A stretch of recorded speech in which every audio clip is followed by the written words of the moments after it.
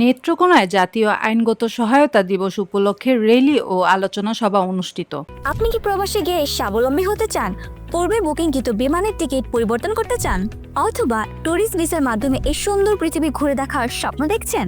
আপনার স্বপ্নকে বাস্তবায়ন করতে A to Z travels and tours আছে আপনার সাথে।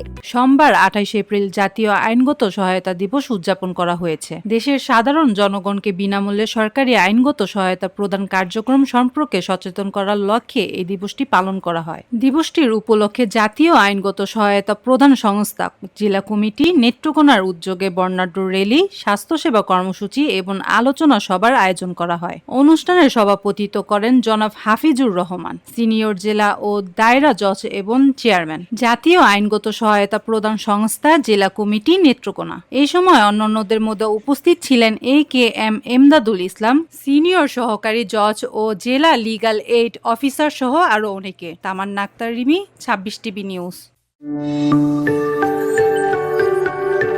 26 টেলিভিশন, মাতৃভূমির বন্ধনে।